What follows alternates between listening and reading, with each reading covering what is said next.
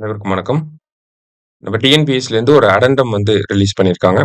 So யாருக்கான அடெண்டம் அப்படின்னு சொல்லி பார்த்தீங்கன்னா, லாஸ்ட்டா போன குரூப் 2 நோட்டிஃபிகேஷன்ல பிரிலிம்ஸ் அண்ட் மெயின்ஸ்லாம் முடிச்சவங்க இருப்பாங்க இல்லையா? அவங்களுக்கான அந்த அடெண்டம் தான் இங்க குடுத்துருக்காங்க. சரியா? ஸோ அடெண்டம்ல என்ன பண்ணியிருக்காங்கன்னா, ஒரு சில போஸ்டிங்ஸோட வேக்கன்ஸீஸ வந்து இன்கிரீஸ் பண்ணியிருக்காங்க. அது 2ஏவா அப்படின்னு சொல்லி பார்த்தோம்னா, 2ஏவோட வேக்கன்ஸீஸ கொஞ்சம் போஸ்டிங்ஸ்க்கு வந்து இன்கிரீஸ் பண்ணியிருக்காங்க. சரியா? ஸோ என்னென்ன போஸ்டிங்ஸ் அப்படின்னு சொல்லி பார்த்தீங்கன்னா, first senior inspector of cooperative societies. So இனிஷியலா வந்து பார்த்தீங்கன்னா, அடெண்டம் 87ல 284 இருந்துச்சு. அப்புறம் 285 மாத்துனாங்க. இப்போ ரிவைஸ்டு வேகன்சிஸ் எவ்வளோனா, அந்த சீனியர் இன்ஸ்பெக்டர்ல 411 ஆ senior inspector of cooperative societies அப்படிங்கிற அந்த போஸ்டிங்க்கு வந்து 411 வேகன்சிஸ் இருக்கிறதா குடுத்திருக்காங்க. அடுத்தது ஜூனியர் கோஆப்பரேட்டிவ் ஆடிட்டருக்கு ரிவைஸ்டு வேகன்சி எவ்வளோ அப்படின்னா 8 போஸ்டிங்ஸ் வந்து இருக்கு.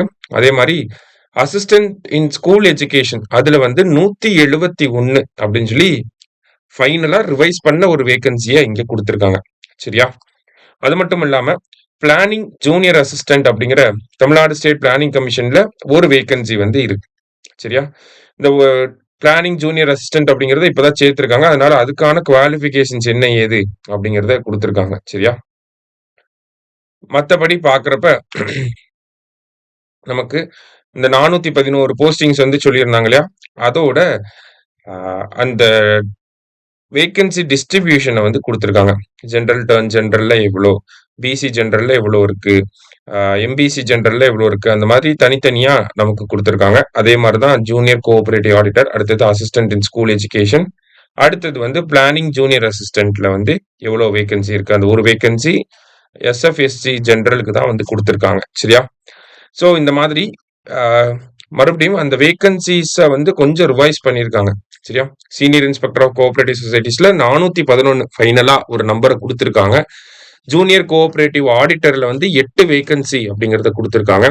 அசிஸ்டன்ட்ல இன் ஸ்கூல் எஜுகேஷன்ல ஒரு 171, அப்புறமா பிளானிங் ஜூனியர் அசிஸ்டன்ட் அப்படிங்கிறதுல ஒரே ஒரு வேகன்சியை வந்து கொடுத்துருக்காங்க.